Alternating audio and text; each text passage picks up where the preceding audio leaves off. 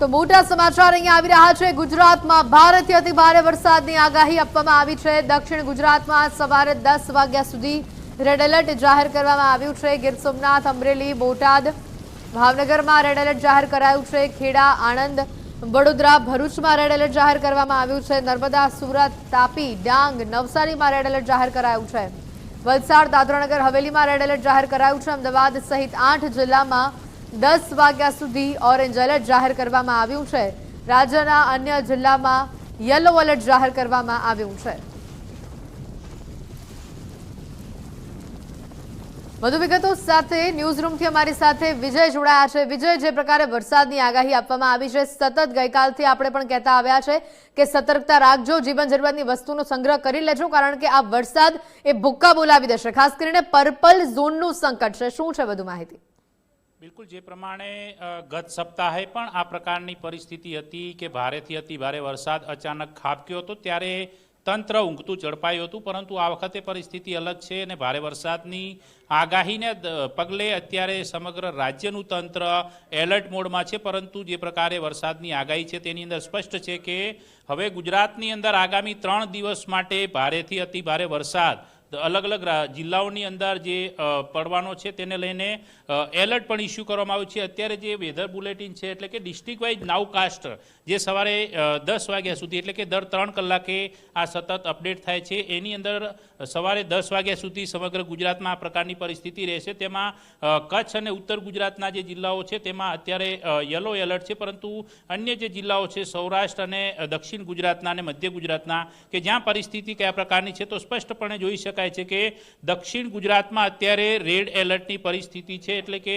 સમગ્ર દક્ષિણ ગુજરાતમાં ભારેથી અતિ ભારે વરસાદ સવારે 10 વાગ્યા સુધી ખાબકશે તેવું ડિસ્ટ્રિક્ટ વાઇઝ નાઉકાસ્ટની અંદર સ્પષ્ટપણે દેખાય છે। તો આ ઉપરાંત અન્ય જે જિલ્લાઓ સૌરાષ્ટ્રના જે ગણવામાં આવે છે તેની અંદર ગીર સોમનાથ, અમરેલી, ભાવનગર અને બોટાદ, આ જે 4 જિલ્લાઓ છે કે ત્યાં પણ અત્યારે રેડ એલર્ટ ઇસ્યુ કરવામાં આવ્યું છે કે ત્યાં પણ ભારે વરસાદ ખાબકી શકે છે। એ સિવાયના જે જિલ્લાઓ છે કે જ્યાં ઓરેન્જ એલર્ટ ઇસ્યુ કરવામાં આવ્યું છે તેમાં અમદાવાદનો પણ સમાવેશ થાય છે। એટલે અમદાવાદની અંદર પણ હવે વરસાદ વધુ વરસશે તે પ્રકારની આગાહી વ્યક્ત કરવામાં આવી છે। તો મધ્ય ગુજરાતના જે મહીસાગર, પંચમહાલ અને દાહોદ જિલ્લાઓ છે કે જ્યાં અત્યારે ઓરેન્જ એલર્ટ છે, પરંતુ અત્યારે ત્યાં વરસાદ વધુ પ્રમાણમાં વરસી રહ્યો હોય તે પ્રકારના અહેવાલ આપણને ત્યાંથી મળી રહ્યા છે। એટલે કે વરસાદની પરિસ્થિતિનું જે સમગ્ર મૂલ્યાંકન છે કે આ 3 કલાક માટેની પરિસ્થિતિ રહેશે, પરંતુ અન્ય જે ફોરકાસ્ટ મેપ જે આપણે જોઈશું તેના પર સ્પષ્ટપણે જોઈ શકાય છે કે આ પરિસ્થિતિ અત્યારે હાલ 8:05 જે મહારાષ્ટ્ર, મધ્યપ્રદેશ અને ગુજરાત, આ જે પરિસ્થિતિની સાથે રાજસ્થાનનો પણ અહીંયા સમાવેશ સ્પષ્ટપણે દેખાય છે। તો આ ઔરંગાબાદ, નાસિક, આ જે વિસ્તારો છે મહારાષ્ટ્રના, ત્યાં અતિ ભારે વરસાદ થઈ રહ્યો છે, પરંતુ ગુજરાતમાં તેની શું અસર થશે તો એ પણ સ્પષ્ટપણે અહીંયા જોઈ શકાય છે કે આ મેપની અંદર અત્યારે જે દેખાઈ રહ્યું છે તમને બ્લુ કલરની અંદર જે સ્કાય, એ ઉપરાંત જે અન્ય જે કલરની અંદર એટલે કે ઓરેન્જ પ્રકારે જે દેખાઈ રહ્યું છે, તો એ વિસ્તારોની અંદર અત્યારે હાલ વરસાદ ચાલુ છે। આ 8:05 પરિસ્થિતિ છે, પરંતુ આગળ જતા સાંજ સુધીમાં કયા પ્રકારની પરિસ્થિતિ થશે, આવતીકાલે કયા પ્રકારે વરસાદ સમગ્ર રાજ્યમાં આવશે, તો તેના પર પણ નજર કરીએ તો આપણે એ ટાઈમ ઝોન પ્રમાણે જોઈશું તો 31 તારીખે 10 વાગે, 10:30 વાગ્યાના અરસામાં આ પ્રકારે પરિસ્થિતિ હશે કે જેમાં મધ્ય ગુજરાત, ઉત્તર ગુજરાત અને ખાસ કરીને દક્ષિણ ગુજરાતની વાત કરીએ તો ત્યાં પરિસ્થિતિ વધારે વિકટ બનશે, કારણ કે ત્યાં અતિ ભારે વરસાદ ખાબકી શકે છે। તો અન્ય વિસ્તારોની અંદર મોડરેટ રેન રહેવાની સ્પષ્ટપણે અહીંયા જે વેધર બુલેટિન છે તેની અંદર સ્પષ્ટ જોઈ શકાય છે, પરંતુ જે પરિસ્થિતિ છે એ પ્રમાણે સ્પષ્ટ દેખાય છે કે છેક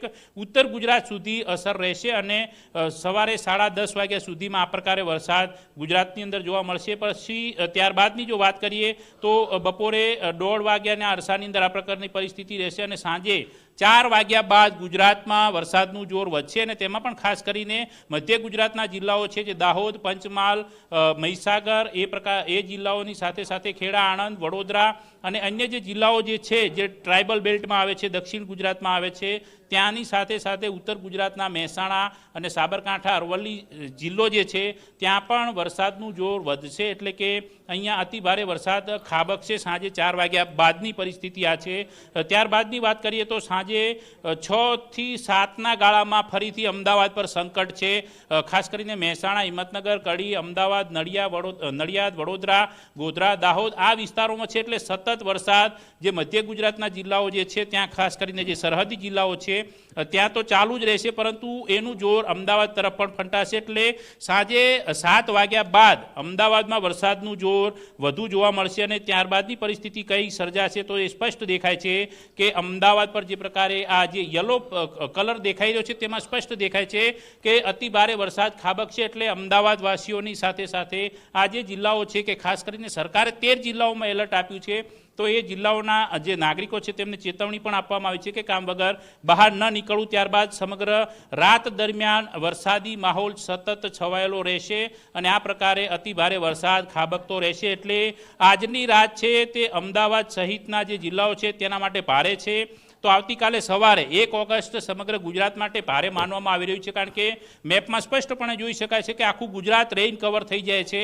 તો અન્ય જે સૌરાષ્ટ્રના જિલ્લાઓ છે જેની અંદર રાજકોટ, ભાવનગર, બોટાદ, અમરેલી આ જે વિસ્તારો છે, મોરબી, ત્યાં પણ જે પ્રકારની પરિસ્થિતિ છે, કલર જે ચેન્જ થઈ રહ્યો છે, યલો કલર છે, એનો મતલબ છે અતિ ભારે વરસાદ છે. એટલે 28 mm 1 કલાકની અંદર અહીંયા ખાબકી શકે છે. તો એ ગણતરીથી જોવા જઈએ તો જે પ્રકારે વરસાદી માહોલ છવાયેલો રહે છે તો અતિ ભારે વરસાદ જે હવામાન વિભાગની જે આગાહી છે, વ્યાખ્યા છે, એ પ્રમાણે આ વિસ્તારોમાં ખાબકી શકે છે અને તેના કારણે નદી નાળાઓ પણ છલકાઈ શકે છે. ત્યારબાદની સમગ્ર દિવસ દરમિયાન એટલે કે આવતીકાલની જે પરિસ્થિતિ છે તો તેની અંદર ધીમે ધીમે આ વરસાદી જે છૂટાછવાયા જિલ્લાઓની અંદર ભારેથી અતિ ભારે વરસાદ ખાબક્યા બાદ આવતીકાલે સાંજે 4:30 વાગ્યાના અરસામાં આ પ્રકારનો માહોલ રહેશે.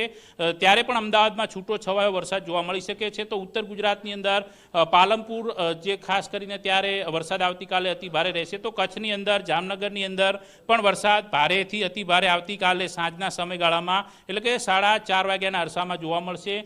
ત્યારબાદની પરિસ્થિતિની વાત કરીએ તો સાંજે 6 વાગ્યા બાદથી ધીરે ધીરે વરસાદી માહોલ છે તે દક્ષિણ ગુજરાત, મધ્ય ગુજરાતમાં ઓછો થતો જોવા મળી શકે છે ને એ સમગ્ર સિસ્ટમ જે છે વરસાદી એ ઉત્તર ગુજરાત, સૌરાષ્ટ્ર અને કચ્છના જિલ્લાઓની અંદર ફંટાઈ શકે છે ને ત્યારબાદ વરસાદી માહોલ છે તે યથાવત રહેશે. પરંતુ જે પ્રકારે એક સાથે 4 સિસ્ટમ સક્રિય હોવાને કારણે ફરીને ક્યારેક વરસાદી સિસ્ટમ પાછી અમુક જિલ્લાઓમાં આવે છે, જેના કારણે છૂટો છવાયો વરસાદ જોવા મળી શકે છે ને 2 ઓગસ્ટ સુધીનું આ પ્રકારનો સમગ્ર મેપ છે. પરંતુ અત્યારે હાલ જે નાવકાસ્ટ છે એ સ્પષ્ટપણે માને છે કે અત્યારે આ જિલ્લાઓની અંદર ભારેથી અતિ ભારે વરસાદ છે અને આગામી સમયગાળા દરમિયાન લોકોને પણ સતર્ક રહેવાની સૂચના અપાઈ છે.